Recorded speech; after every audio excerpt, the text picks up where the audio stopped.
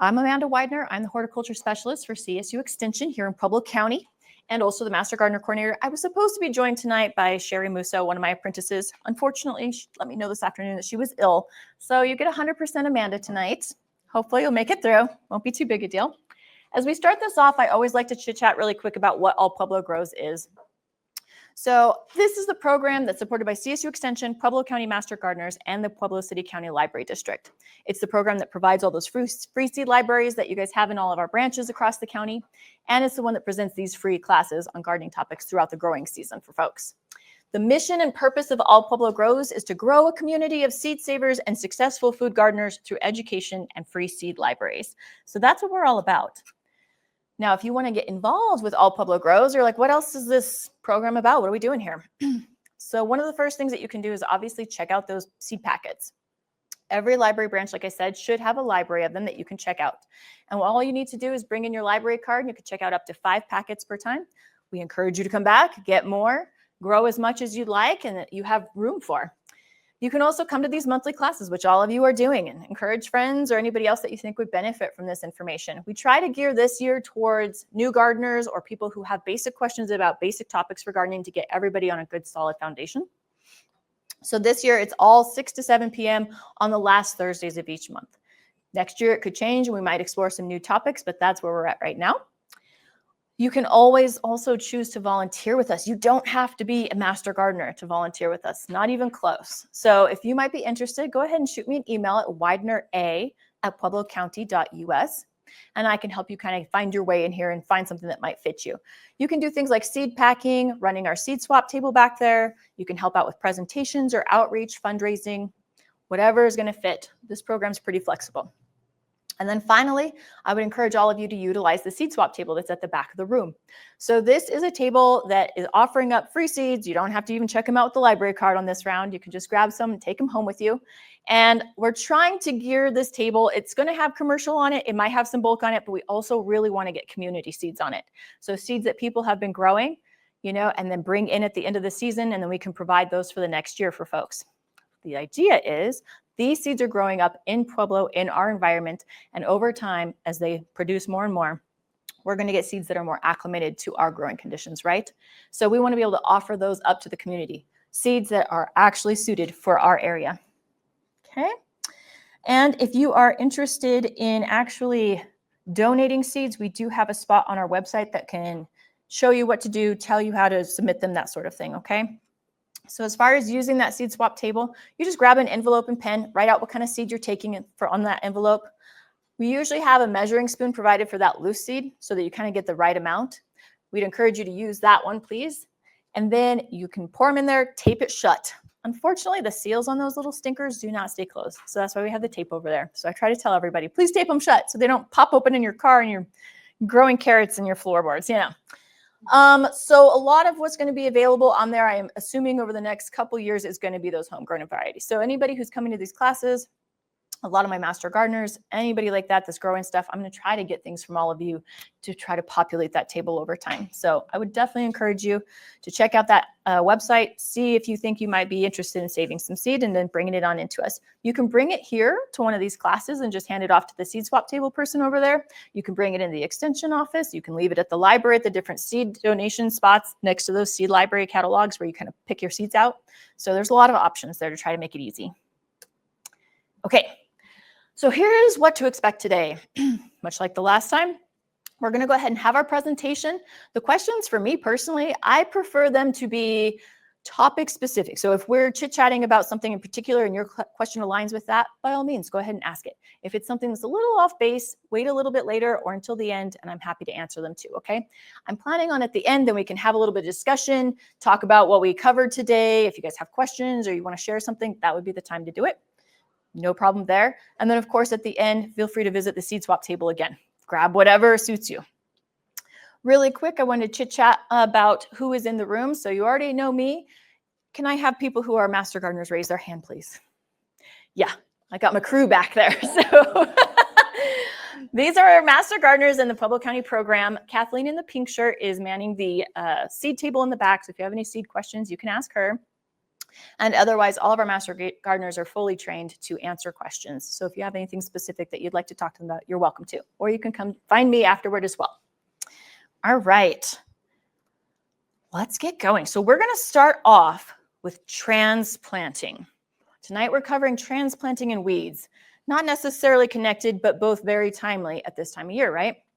So as we start to look at transplants, these are going to be things obviously that you're buying out in the garden shops or that you've grown yourself. Now, we're approaching this from a you're purchasing, because as the grower, you get to decide how you're growing, and if it looks great, great. If it doesn't, you're going to make do with it. But if you're out there shopping and spending good money on plants, let's cover what you're looking for, okay?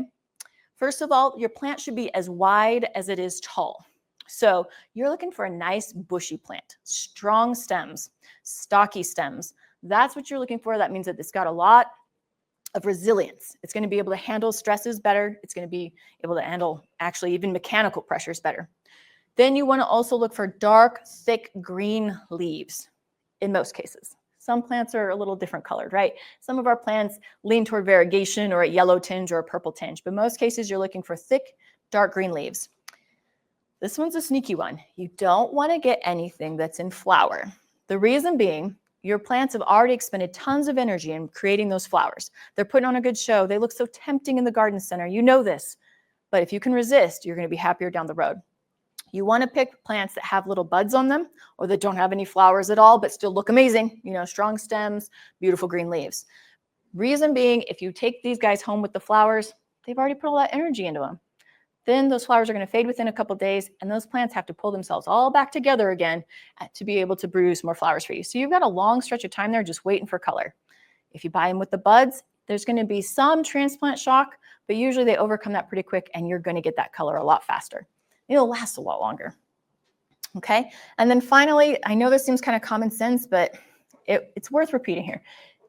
Don't buy any that have questionable issues, right? We're talking about yellowing, mechanical damage. They look a little funky or spindly. You don't want plants that are going to flop back and forth in the back seat even on the way home because they're just a little weak. We've all bought them before. When you're just desperate for chamomile and the only ones they've got are rather sad. You're like, I'll nurse you back to health. There's hope for you. It'll be okay. Sure, but don't let that be like 70% of your haul, right? You're going for the really nice, sturdy ones. Also, you might see like one of those 6-packs and the plants on the outside look pretty good. You got green in there, but you notice deep down inside there's a lot of dead. You want to kind of dig around in there. You are trying to make the best purchase possible for yourself. Take a little extra moment, dig around, pull some of that dead out and see what's going on. Most of the time, other plants have shed dead leaves into there, it's okay. But other times you're going to see there's a lot of mechanical damage, which means broken stems, broken leaves, things that are going on in there that's not worth taking those little guys home because they're not going to last a whole lot longer. Okay? So that's kind of what we're talking about as far as looking for in the store. Now you have to decide, I've got them. When am I going to put them in? When do I transplant these little stinkers? Are they ready now? Do I have to wait? What do I have to do? So the first consideration is, of course, are the temperatures safe for them?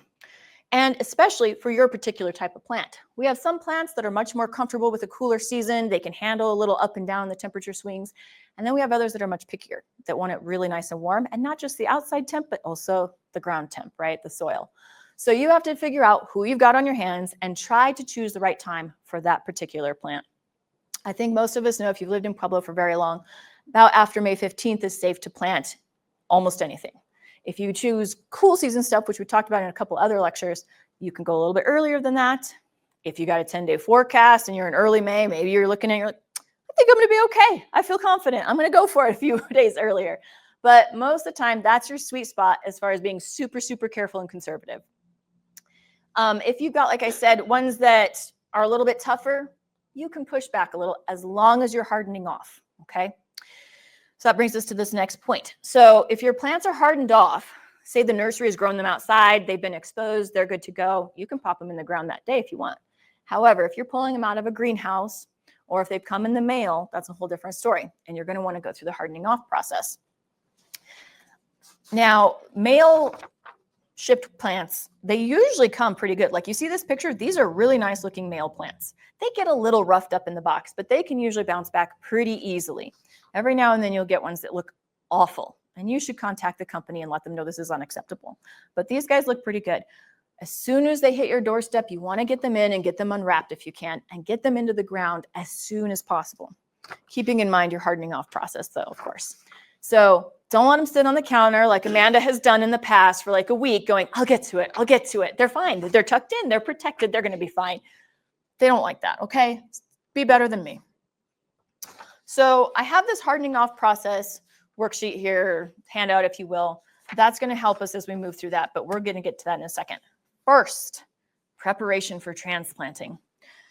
So as you've got your plants, you're kind of understanding, okay, here's my timeline. They look good. How do I do this? Where do I do this? First thing first, the appropriate site. So all plants have needs, and some of them are a little different than others. If you've got a plant that requires full sun, you need to pick a site that's going to give you 6 hours of sunlight during the middle of summer, okay? That's what you're shooting for. Also, you want to take into consideration what type of things are affecting this area. Is this in a microclimate up close to a wall that gets really hot? Is it near a tree whose shade is going to hit it in the mid-afternoon? Is it in a spot where the hose bib leaks a little bit and it's going to get extra water? Is it in that area that my dog likes to run next to when it goes up and down the fence? You know, things like that, so that it kind of gives you an idea. Is this actually a good spot? Is this plant tough enough to handle this? Is it going to love this? Maybe, you know, maybe a hosta is going to get real excited about being close to the hose bib, but other plants are not. Next, you want to look at your soil. Ideally, we all want like a loamy, loose, delicious, good smelling soil, right? That's not what we all get. Most of the time, our soils are sufficient to handle the plants we're putting in there. And if you're really worried, you can add a little bit of compost to it, a little bit of organic matter in there. Try to mix it in. You don't want to leave separate layers of what you're adding in. No amendments should go in just as themselves. Always mix it into your original soil. But once you get something mixed in, if you feel the need to do that, then you're good to go. Then you want to look at water. So for water, obviously plants need water, Amanda, yes. But what kind of water is going to be available to those specific plants? Are you going to have sprinklers that are going to be overhead watering? Do you need to worry about any kind of powdery mildew? Is there air circulation in this area? That sort of thing if you're going overhead watering. If it's on drip irrigation, are the drip lines in place? Are they working? They're not clogged? Are they exposed where they're going to get really hot, or would it be better to bury them up first? You're just kind of taking into account what your watering situation is and if there's any tweaks you need to make before you pop those little babies in the ground, okay? Also, locate them near water. You know, like if you're going to be hand watering, make it to where it's close so you don't have to walk a million miles to get to it. The next thing is fertilizer. When you pop transplants into the ground, you do have the option of adding like a starter fertilizer to them.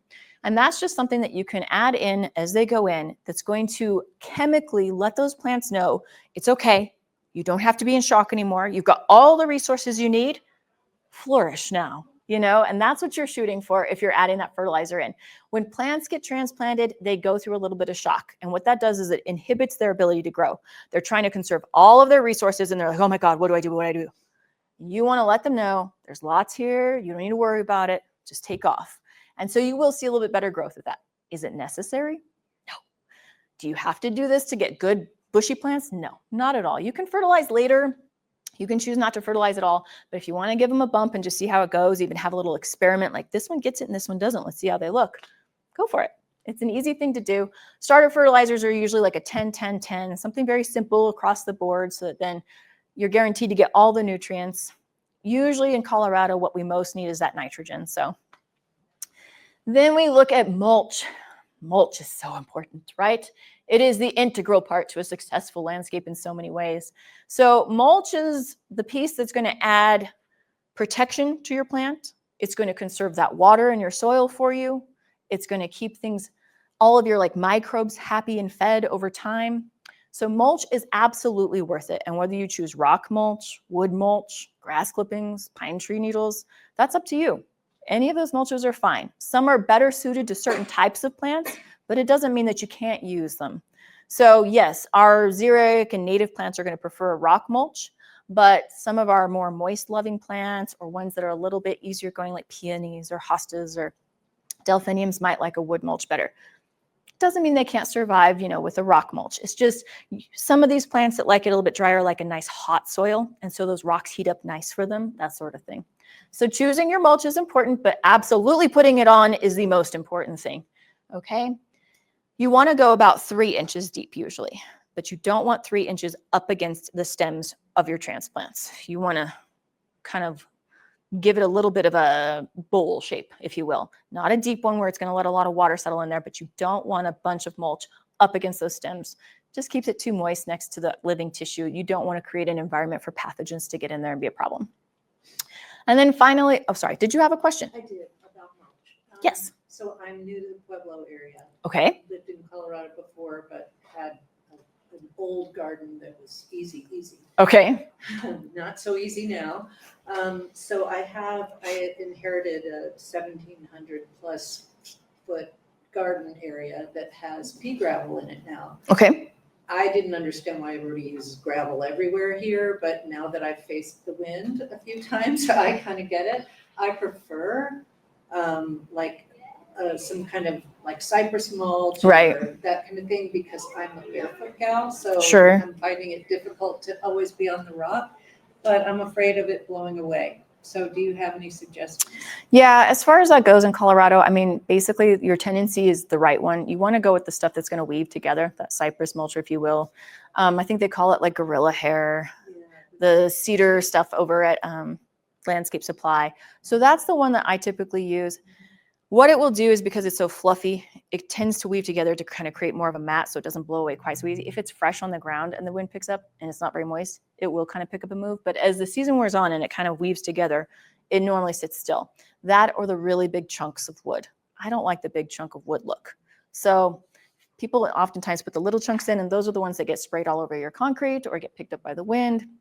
Those are the ones I'd be less likely to recommend to you. But if you go with the woven stuff for your mulch, you should be better off. Let's put it that way. But yeah, that one's tough. It's not very sustainable, but it does do a good job. Every now and then they'll say it can be a barrier to water if it weaves really tight. So you just want to check. But most of the time when I get under my mulch, it's very nice and moist under there still. Have you guys found that too? Yeah. So I wouldn't worry so much about it being a barrier. But all right, and then the last thing I want to mention were the supports and protection. So this is just in the case of certain plants that need those supports and protection. And the point is only have this ready or plan to go get these soon. You know, most of our transplants are so small that they don't need them right out the gate, but they will grow fast. You know, as the season kicks in, those tomatoes are going to get out of control quickly. You know, or maybe you have peonies that are flopping over. You don't want to do this. You don't want to let them ride easy and however they fall, because of course you could end up with broken stems. If they're all over the soil, you might end up with soil pathogens in your plants or problems like that, mildew, no air circulation, all that sort of thing. Plus, they're rude neighbors to the other plants. You know, they flop over on other plants and cause other problems or keep other plants from getting water and sunshine. So it's one of those things to just keep in mind. If you're purchasing your tomatoes, maybe make it a point to also go out and get your tomato supports that year as well at the same time. All right. That hardening off process is outlined here. Trying to decide how deep to go with this guy. So I've tried to make it very clear. You're going to buy your transplants at least 1 week before planting. You want to give yourself a good week for hardening off usually. You're going to place them outside in a shaded, protected spot to start off with, okay? And just for a few hours each day. You know, like you're going to want, like under my carport is a good spot. That's where I kind of put mine. You want some protection, but you still want them to get a little bit of air movement because you're wanting those roots to be strong. You're wanting to get some indirect light on them, that sort of thing. And this is just for like the first day or so. The second and third days, you're going to want to have them outdoors for 6 and 8 hours with at least 2 to 3 hours of sunlight. This process is for like really tender babies. You could probably go a little bit harder on most. Most of them have had some exposure, but if we're trying to be super conservative and careful, that's what we're doing here. For the 4th day, put them outside when it warms up and inside as the sun dips. You can increase the sun exposure. Sure, you're not still going like full sun exposure with this one. What you're doing is you're putting them in a spot where maybe they're going to get a whole bunch of morning sunshine, but then as the sun moves, they're going to get a little afternoon shade. So then they're going to be happier, right? They're not getting too stressed out. This whole time that you're hardening off, monitor them closely. Those little tiny seed pods, or excuse me, soil pods are going to dry out so easy. And it's surprising. If the wind is blowing, it happens even faster. And before you know it, you go out and all those little babies are like, oh, and it takes them a while to kind of pull themselves back together sometimes. All right, and so you kind of progress from there, as you guys can see. You know, the 5th day, you're going to get more sun, and you're going to get more sun, and you're going to leave them out longer because you also want to be out in the evenings when it's cooling off. You want them to get used to all these temperature fluctuations. And before you know it, 7th day, you got them outside all night, and you're really looking at them going, all right, how do you look? You seem happy, you seem sturdy, you're not experiencing any wilting, there's nothing weird going on there, it looks good. Then you can start to ask yourself, like, is this guy probably going to make it if I put it in its final resting place, if you will? Its forever home. Is this going to be comparable to that? Has it had enough exposure? And then you can go ahead and go for it. If day 7 comes along, you're like, I don't know. Or we have weird weather coming up. I would encourage you to wait a little bit longer. If we're suddenly going to get a really hot day where it's 95 degrees and wind, don't put them out. Or if we have a really nasty cold day with lots of rain, don't put them out. Give them a little bit more time, a little bit more babying. Okay, and then finally, here we go. We're going to put it in the ground. So as far as making sure it's successfully planted, you want to make sure the hole is the correct size. And yes, I have seen experienced people who have planted many plants in their lives still dig an improper hole. It is strange to me. I can't believe it, but it happens. And so it's not crazy scientific. You just need the hole to be big enough for that potted piece of plant, right? You need the whole root zone to go into the hole, and you need the top of it to hit ground level. It can go up maybe a half to quarter inch above ground level. That's nice. And then the water kind of moves away from that crown of the plant. But otherwise, you're just making sure that the ground comes up. I often see plants planted too high. They leave the top sticking up, and that is a horrible thing to do to a plant. Those plants need that root zone right there. And as those are exposed, it dries out, and those roots that go directly into that stem of that plant die off. And then you see that in your plant. The plant starts to struggle. And you're like, why? What's going on? I'll just throw a little bit more mulch on there, but it's the planting depth. Yeah. Regarding the hardening, is there anything you can do inside to prep it a little bit more? Yeah. You could leave windows open at night. Like, if you've got all your seedlings in one room, you can leave the windows kind of cracked, let that cool air in, and obviously use fans. You want to be using fans the whole time you're growing your seedlings to get those roots and stems stronger. So those would be the 2 main things that I would shoot for. That's what I generally do with my indoor seedlings. Like, get them a little bit used to the cooler temps and that movement back and forth. Maybe up the fan strength. You went from a 1 to 2, give them a little bit more action, but make sure you're watering well. So, okay, correct hole. That's number 1.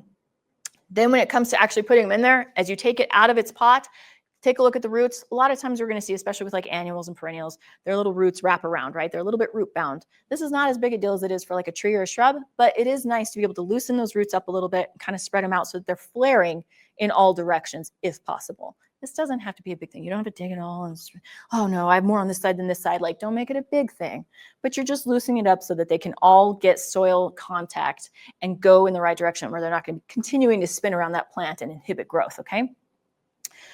Once they're in, you've tucked them in with soil, pat that soil down. You want to kind of go in between a gentle pat and a hard compression, okay? You want to do kind of a push to it. What you're doing is you're settling that root ball. You're ensuring that that new soil is mating all the old soil. Everybody's mixing and touching so that then when you water in, everything flows through. And so then you're going to water in, and that's basically going to settle your soil all the way through. Once that happens, you might notice, oh my gosh, my soil line's kind of low. My plant's sticking out again. Add a little bit more soil on top. That's your chance to do that. That's why we water in as well. You're giving them a drink, but you're also making sure they are settled properly, okay? We talked about fertilizer, so just read your fertilizer bag and see what they suggest. If you're going to be mixing it into the soil or if it's going to be more of an on top kind of thing, apply that as stated. And then, of course, the cherry on top, which would be the mulch. And 3 to 4 inches when you're really trying to suppress weeds. If you're worried about it getting too tall next to your transplant, you can go down to 2 inches and just kind of monitor. Okay, that is transplanting. Does anybody have questions about transplanting or hardening off or buying plants or anything like that before we move on to weeds? Mary. I have a question about fertilizer. I wonder if you have any experience with this. I get a medication in the mail and it comes with ice packs. And the ice packs are nitrogen fertilizer. Interesting. Yeah, my husband gets it from the VA and they're nitrogen. Really? Yeah, so you can, it says on it, and I think it's just nitrogen. Uh-huh. Do you have any experience? No. I use it, and I've got a ton of them in my shed. Do you have any, like, does it have numbers on it to tell you how strong it is or anything? Keep your medication cold, and then, they just just defrost and then they're just kind of Kind of gel-like. jelly, yeah. Kind of gel-like, and it says you can mix them with water, or you can pour them down the drain if you don't want them, it's recyclable. But I would Google it first, see, and use, when you Google, guys, to look up anything horticultural or whatever, use site, like SITE:EDU after whatever you're Googling, like put that in your search term with you so that you're hopefully pulling up like reputable scientific research-based stuff. But I would try to Google it, Mary, to see if you can find out exactly what type of nitrogen they put in there, like where it came from, how they made it, and then like what the strength is, that sort of thing before I would. I've been hesitant to use Yes, it, I would be so, too. yeah. Like if they're just, I just cut it on. Like I'm throwing it in there. did you have any And effects? you use it. I used it in the winter. I just threw it in So did you because I mix didn't it want with to water? keep. I just didn't mix it with water. I just did put the full goo strength. straight in. Just all, here you go, Yeah. garden. I like it. I didn't want to like store it. Nothing all died, winter. huh? Sure. Nothing. Nothing died, But okay. things are still coming back. Did you use so- it for house plants or? I didn't. I was too afraid to use it for. Right. Okay. Yeah. I was So too she put scared. hers on in the winter. So if it had high nitrogen, you still wouldn't see that burn, if it was too much. So you might want to experiment gently. Let's put it that way. And research a little bit. I do not, but that is interesting. I'll have to look that up. Huh. Who knew? No, it has no information about like if there's. It's just all nitrogen pack. You're welcome. I did look it up and it just did say that it's just nitrogen. Okay. And so when you said really here in Colorado, this is mainly what we need. So Mhm. I'll try to do a little bit more research. It might be awesome. You might be like, yes, winning. I get the medicine and the plant amendments. Hooray. Okay, it's called Enviro Ice. That's How interesting. All right. Write that down for me too. Okay. So we are going to turn to weeds now. And guys, this is not an end-all kind of weed presentation. There's so much out there about weeds. You can't possibly cover it all in one presentation. So what I've decided to do is go ahead and pick weeds that I thought were common enough that many of us have them in our yards. They're problematic. They drive us crazy. We can chat about those, about some of their controls, about how to ID them, what you're dealing with, that sort of thing. Get familiar with them. Like I said, you do have a handout that's got all those weeds and those associated publications if you want to deep dive it and really see, like, Amanda mentioned there's a chemical control for this, but what is it? Or how do I apply it? Or what does this look like? You can hit those QR codes with your camera on your phones and it'll pull you right to that site. Okay. So first of all, as we always do, you have to define what is a weed exactly. And you always hear, well, it's just a plant in the wrong place. There's a little bit more that goes into it than just that, right? So a weed is any plant that becomes undesirable in the landscape because of the following. First off, it's growing in a place where it is unwanted. Sure, okay. Lawn grass in a flower bed, tree seedlings in a lawn. That's your purslane growing between patio pavers, or in my case, bindweed. Spearmint invading a raised vegetable bed, all that stuff. Like, they're not awful on their own necessarily, but they're awful where they want to be, unfortunately. Second, it is visually unattractive. So maybe it's scruffy, scraggly looking. You just hate it. Color, texture, growth habit, all that stuff just makes it ugh when you take a look outside. Third, it could pose a health or safety hazard. So this would be our poisonous plants, the thorny, prickly ones. These could be like fuels for fires and fire zones that you might be worried about. Next, it can outcompete more desirable plants in the home landscape. So it's obviously out there trying to do its thing too, right? So it's trying to take up water, nutrition, light, all that sort of thing.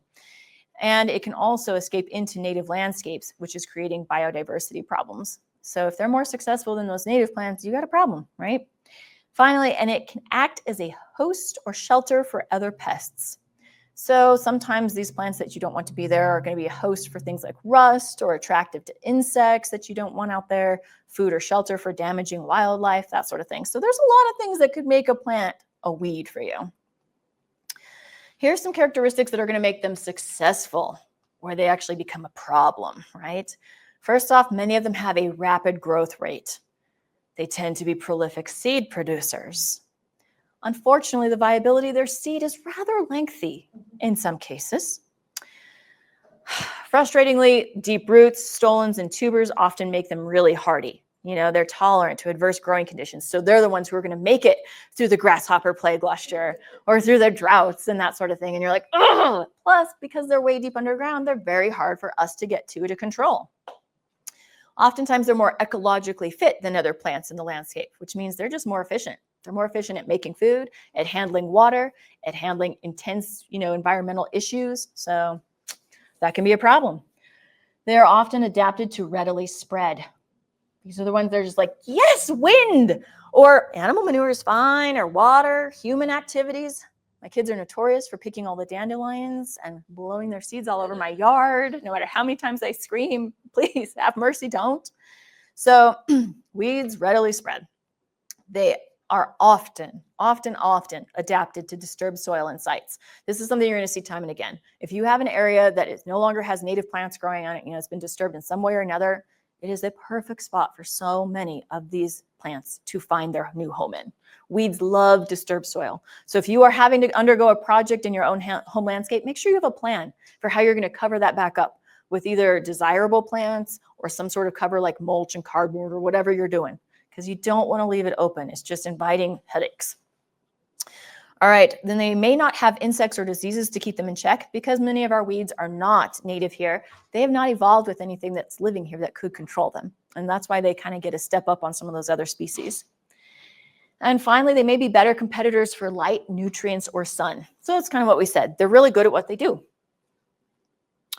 All right, let's talk about noxious weeds really quick. So we've all heard of noxious weeds. Noxious weeds is like a determination that's made by the Colorado Department of Agriculture in our case here in our state. And they are legally associated that. They are named legally as noxious weeds. They are alien and they tend to have some sort of ability to create economic or ecological damage. So if they meet these criteria, then they can be noxious weeds. Now, the Colorado Department of Agriculture has 3 lists for noxious weeds. There's list A, B, and C, as you see here. List A is the species that must be eradicated whenever they're detected in order to protect neighboring communities and the state as a whole. Now, this means, oh my gosh, if you see it, obviously you must get rid of it. But these are also the ones that we have not seen much of. They're the ones that we're real scared are going to come to Colorado. So they're normally rare. They're very uncommon. Some of them are not even known to exist here at this time yet, but they're on the list in case anybody sees them, because we don't want them to join list B or list C. List B is going to be the one where officials will develop and implement state noxious weed management plans that are designed to stop the continued spread of these species. So these are a little bit more serious, right? But unfortunately, they're not necessarily controllable enough. They can't just be eradicated, but people still do want to control them. We don't want them getting out of hand. They could do more damage. So please, everybody put together a plan, put some funding and support behind it, and keep them under control. And then list C are the ones that have just run amok, and we're real sad about it. And we're going to do what we can to keep them from being too terrible. Okay. Officials are going to develop programs designed to support the efforts of local governing bodies to facilitate more effective integrated management efforts on public and private lands. So the goal is basically to provide educational, research, and biological control resources to jurisdictions that choose to require management of list C species. These are the ones that are just all over the place, like mullein. Like you're just not going to get rid of it. It's just everywhere. There's no hope. But sometimes in places we get a ton of it and we need help to get rid of it in those before it just really takes over an area. So noxious weeds are important to be familiar with. They even make handy little booklets annually, or a little bit more rare, but I mean, I've got 3 different copies, older editions of this guy, and it will list them all out. And these are pretty substantial lists. I'm not going to lie to you. There's quite a few things under each of these lists. They're kind of fun to have around. All right. Moving away from noxious weeds, but that doesn't mean that these guys aren't some. This is my totally subjective top 10 weed list. These are just the ones that I really hate, or I know that you guys probably really hate, and that we're likely to see, okay? So the first one, my biggest enemy, would be bindweed. So bindweed is a perennial, no news to any of us. It has an extensive taproot though, up to 20 feet deep. 20 feet, guys. Do you feel hopeless yet? It flowers from June all the way until frost. One plant can create between 25 and 200 seeds that are viable for 30 to 40 years. It's depressing. All right, they want us to know that 2,4-D is largely ineffective against bindweed if used alone. Three-way mixtures containing dicamba can be combined with other things like 2,4-D and MCPP and can provide moderate to good control.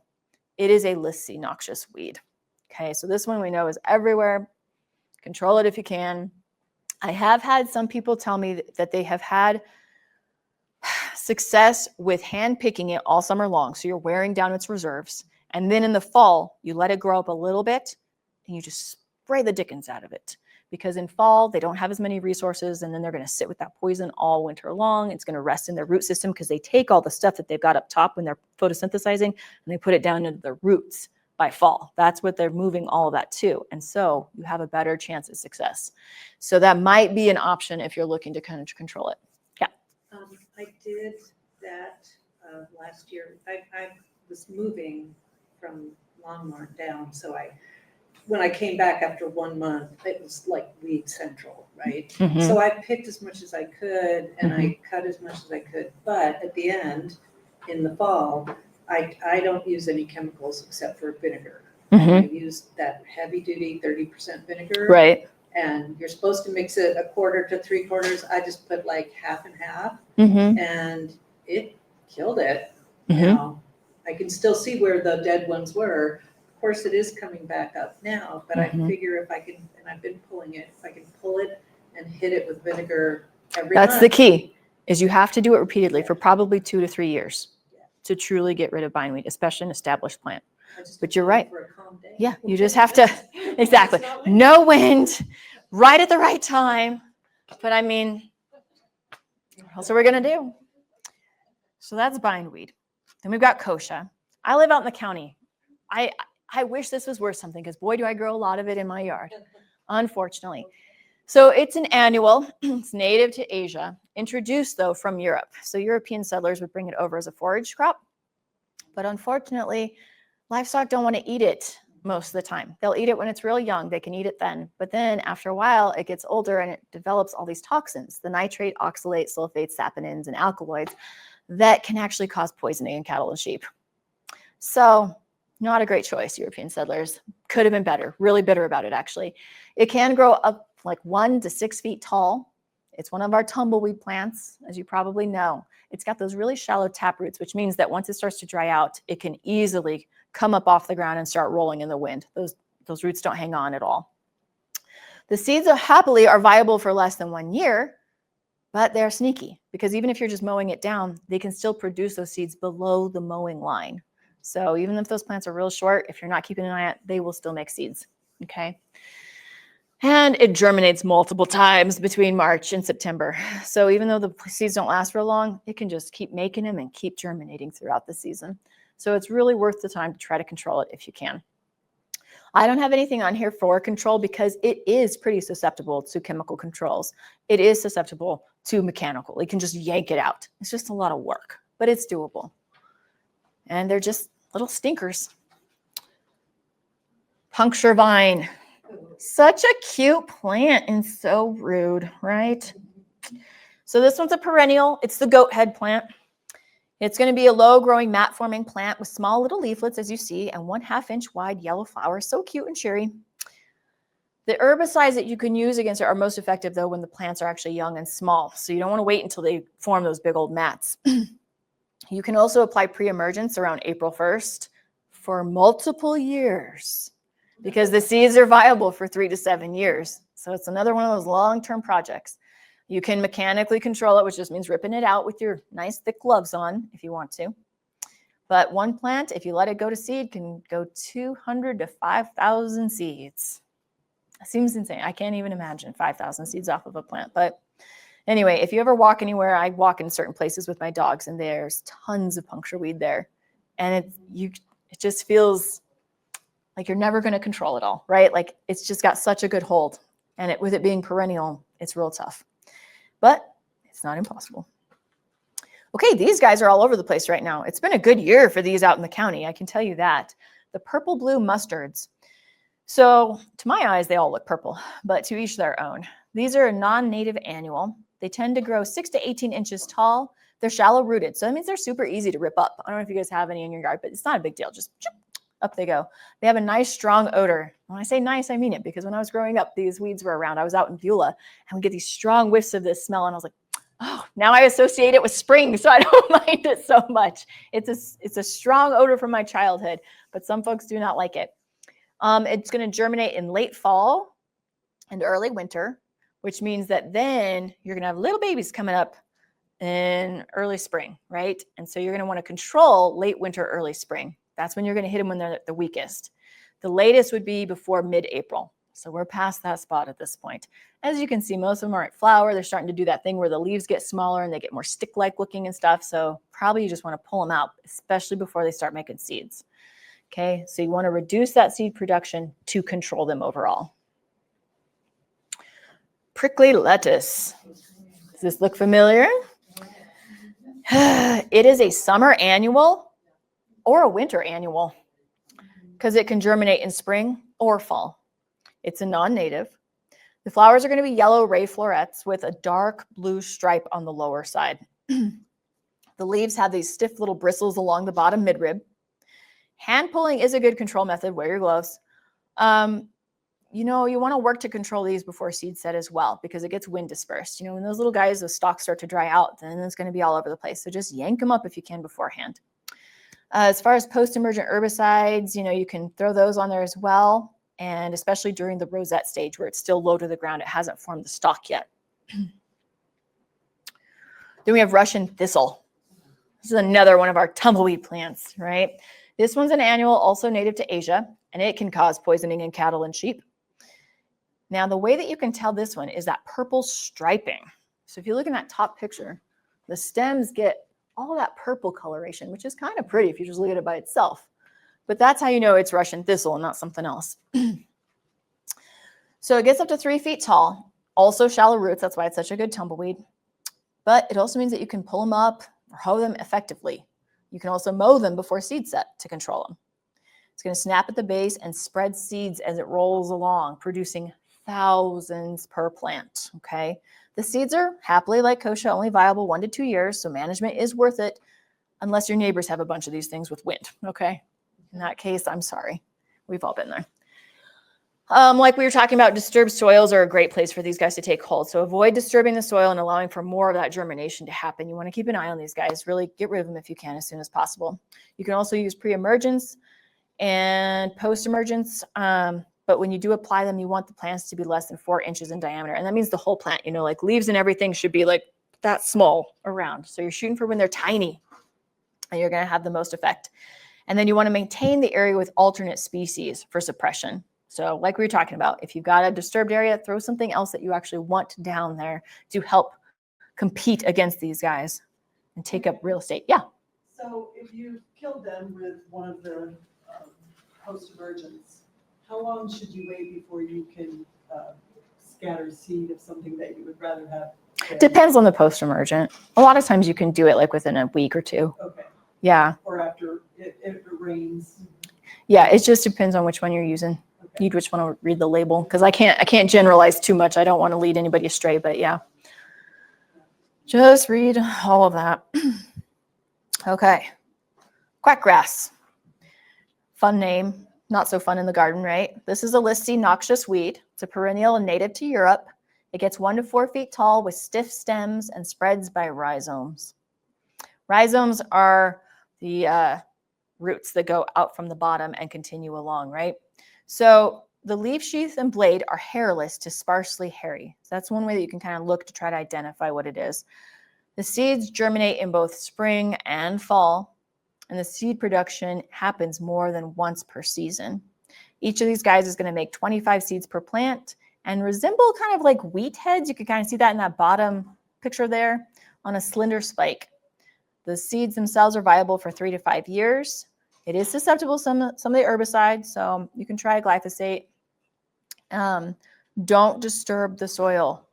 and do work to prevent large stands. If you start to notice a couple of these grass bunches coming up, get them then, because they will start to spread out. Like I said, those rhizomes go into the ground and then they start to come back up.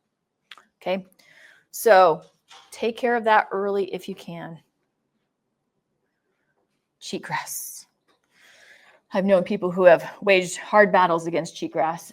This is another listy noxious weed. It is an annual. It can grow anywhere from 2 to 36 inches tall. It's native to Europe and Western Asia. It can be very aggressive, very invasive. It can be a fire hazard. The seeds are viable about 3 years and live as high as 9,500 feet in elevation. They've found it up that high. It has shallow main roots, which means it is easy to pull. It's just a stinker. It spreads so efficiently. So you have to be on it and on it and on it, especially before it sets those seeds. Has extensive lateral roots, and make sure you're getting all the roots up. This is the one that shifts color. You'll probably know, like in spring, it's this lovely light green, kind of a feathery look to it. You're thinking, oh, that field is looking so nice out there. But it's cheatgrass, unfortunately. And you'll know the truth of it as it starts to turn to kind of a purplish tint, and then it dries out in midsummer to this really nasty brown. And by that time, the seeds are out and all over the place. So don't wait that long to try to control it. Okay. You can use glyphosate for that. That's Roundup for anybody who doesn't know. You want to apply low rates early in the spring. If you are out there mechanically taking care of it, you want to collect it all, bag it up, and dispose or destroy of it, because the seeds will germinate if left on the ground. You know, if you're pulling it up and you notice some sleep, like, use our common sense here. Yes, those seeds are going to grab purchase and do what they can if you leave them behind. You don't want to try to compost this. You don't want to like create like a refuse pile in the corner of the yard, like, oh, I'll get to it. Those guys will blow away and all over your yard, okay? All right, and then tilling, if you got a big expanse of it and you're like, well, I'll just till it under, it'll be fine. Just make sure you go down to at least 6 inches. I know it's shallow rooted, but it's got enough oomph behind it that you want to get down to at least 6 inches to truly get it out of there.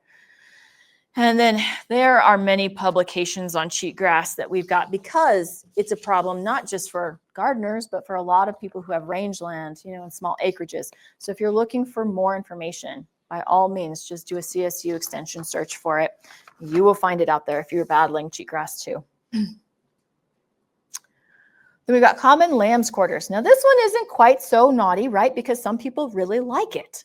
Lamb's quarters are edible. And some people will even grow patches of it next to their vegetable gardens and use it as they would like spinach. They'll throw it in salads or soup sometimes and enjoy it. It's got a nice little tangy flavor to it.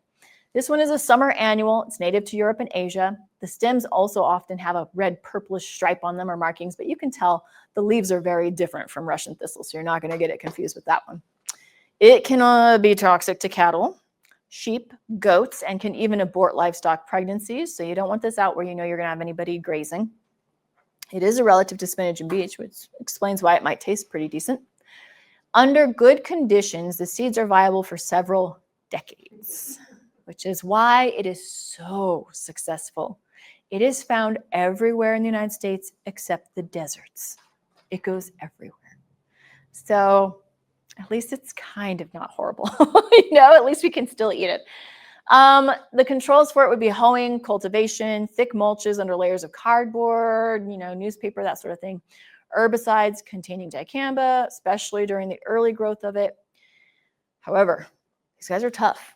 They're good at what they do, and some have developed resistance to some of the herbicides. So know that if you're trying stuff, you might need to experiment and move out in the circle of herbicides to see if something else will work if you're fighting lamb's quarter. Usually you can yank these guys out pretty efficiently though. Common mallow. These are little stinkers, right? Like they look so innocent at first, little rosettes with these cute little leaves and little flowers, but they're ornery. They're native to Eurasia. They've got ridiculous taproots on them, and that's what drives me crazy. They can survive the winter here and grow as a perennial. I mean, they look good in winter sometimes. These guys are tough. They start as a little basal rosette, so just a little guy rounded on the ground. They'll produce cheese wheel fruit that reproduces mostly through seed, but they can also produce through adventitious roots and stem fragments. So when you're chopping them up and digging them out, don't leave little bits and pieces in the soil, okay? Because they could come back. Be very careful. The seeds are going to germinate in spring and then all the way through early autumn, and they can remain viable for decades as well. You can pull the little guys if they're just getting started. You can yank those guys out. You got to get out the shovel and maybe the hose to get the soil soft enough to go as deep as you got to go to get the big ones out. Solarization and weed flaming do not control them because of that darn taproot. They've got a lot of stored energy down there.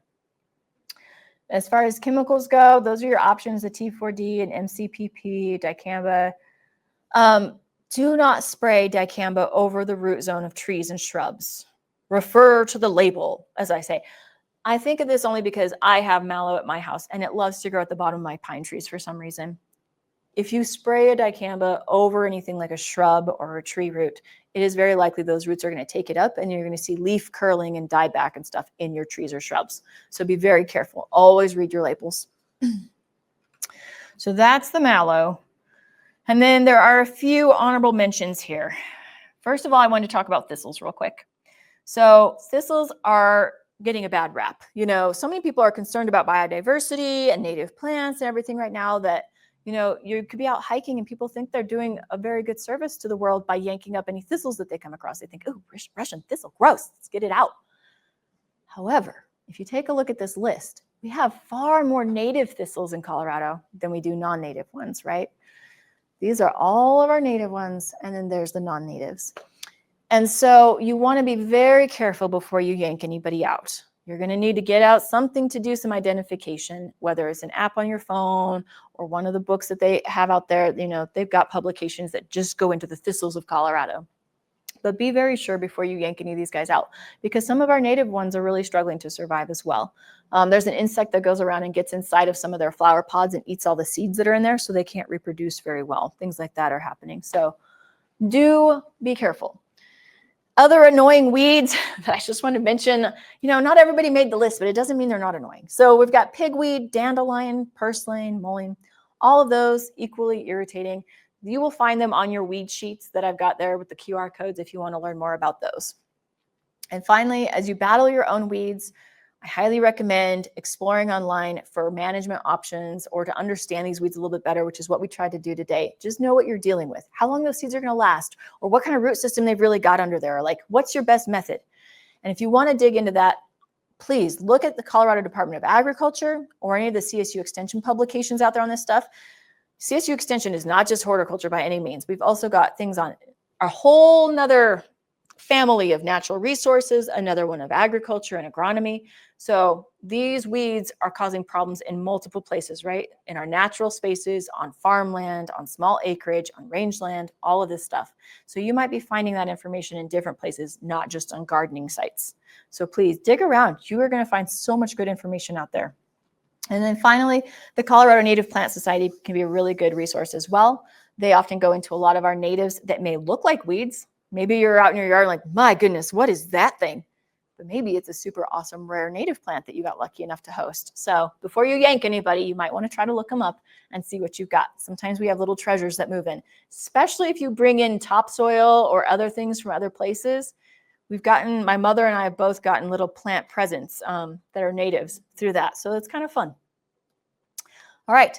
So thank you so much all for attending. Please do fill out those evaluations each of you have in front of you before you go. Be sure to stop by the seed swap table, of course. And like I said, check out all those extension websites and resources out there. Do we have questions though? Any thoughts? Yeah. I don't know if it's a question as much as definitely an attitude that I have. I'm kind of disappointed that you even have glyphosate up there at all, because it's so bad. It's just so bad. It's hard for me to know that the extension service is actually well, what we do is, we approach it for an IPM kind of situation. You know, we're looking at integrated pest management, right? And so we have to weigh what our different options are, what the ability is for different products to actually take care of issues in the landscape and whether or not they are bigger issues or not. And not only that, but I mean, we have actually gone to the trouble of researching and using that research-based stuff to be able to tell you all, you can use glyphosate. It does not last in the soil for long amounts of times. If you use it according to label instructions, then you will be protected, right? Like yourself, I don't like to use it very much. But there are Yeah, occasions so where it does belong in some I've just circumstances. had a personal experience with it, Mhm. and I was as careful, I read the label, I did everything, I waited till it was, and this was back in Georgia. Uh-huh. But over time, it does stays in the soil, it stays in what's around it, but no matter how careful you spray, I just I have a problem with that, but that's me personally, I get it. That's okay. You have are to- welcome to share. Yes, absolutely. I mean, we're all just trying to do our best. I went out to the Desert Canyon Farm out in Colorado. In Canyon City? Canyon Uh-huh. City. Because, they're open now until the end of June. I went out, so they give free classes. Uh-huh. And there's Tammy Hartung, is her name, wrote a very good book that's out there. If you want alternatives, she's very well versed in plants. I'm tired, I'm not finding my words today. But it's worth going out, it's only about an hour away. Their greenhouses are amazing, the diversity of plants. Have you? Oh, many times. I love Tammy's farm. It's Desert Canyon Farm. Uh-huh, Desert Canyon Farm. Canyon City, and she has a book. She specializes in herbals that can be used as tinctures and adjuvants. But she does have a very good basic book on things that she uses for reeds as alternatives that you can make yourself, and that's very helpful. It's a very good chapter. Thank you for that, I definitely It's will go definitely out worth there, I'm it. not, If you look her up, Tammy Hartung, Hartung. Yep.